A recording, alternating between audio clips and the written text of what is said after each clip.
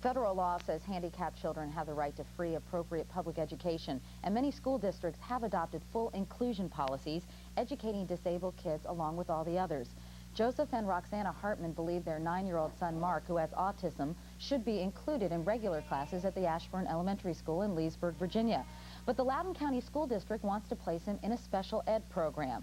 Joseph and Roxana Hartmann are here with me this morning, and Kathy Mayfoot, attorney for the Loudoun County School District, is at our NBC affiliate in Richmond, Virginia, WWBT-TV. Good morning to everyone. Ms. Mayfoot, can you hear us?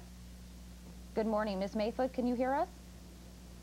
Okay, well, let me go on to you, Mr. and Ms. Hartmann, and then we'll be addressing Ms. Mayfoot momentarily. Your son, Mark, as I mentioned, has autism, and you believe that he should be educated in a regular classroom. Why? It's a matter of opportunity. We believe very strongly that due to the research that's been conducted over the last 17 years, that there's just a preponderance of evidence that shows that autistic children in particular do very, very well in a regular classroom. They learn well. They have the opportunity to model after normal children. They achieve more, and they're better prepared to go into the world as a productive citizen of society rather than into an institution where they'll continue to be a public charge.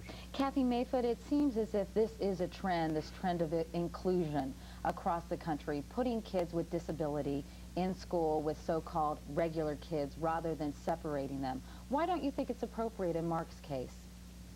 Well, you need to look at Mark individually, and Mark has been in a regular class now for approximately 3 years. During that entire time, he has never once initiated any interaction with the other students other than to disrupt their education.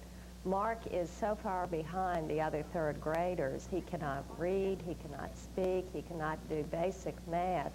We are interested in Mark and his education and his future, and the Loudoun County Public Schools does not believe that Mark will receive any educational benefit for being in a regular class. And furthermore, Mark, unfortunately, is totally unaware of the other students in his class. There's no evidence whatsoever that Mark models the other students. Mr. Hartmann, let me ask you to respond to the things that Ms. Mayfoot just said, that Mark can be disruptive, that he isn't aware that other kids are around him, and that he might be better served if he were in a special ed situation. I can only say that that's a terrible misjudgment. For 2 years, with the proper supports and services put together in an effective inclusion program, Mark really does very, very well. What we've experienced in Virginia is basically a school system that did not provide the training of the staff, the supports and services that were required to make Mark's placement successful. And I think it's a terrible injustice to blame Mark for what the school system simply did not do. In fact, Ms. Mayfoot, the Hartmanns contend that the proper support services and the proper people didn't surround Mark in his classroom situation, and that there really is an onus on the school to make sure that happens.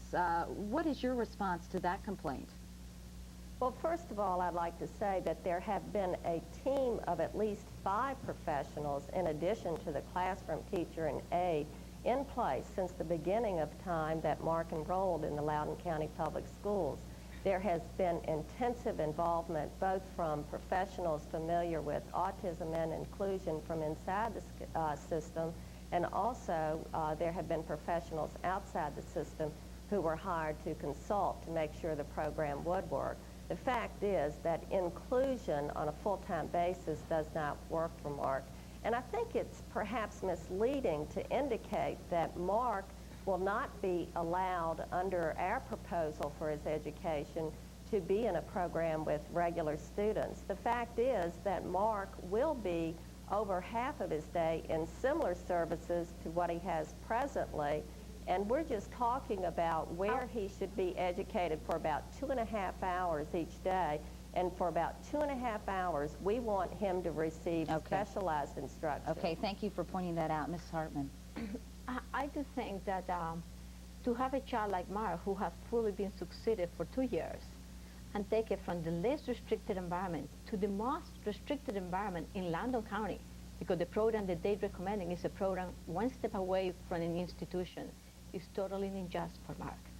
I do think that Mark has been able to succeed if the proper program has been in place. I do think that true, they brought people. Do they bring the right people?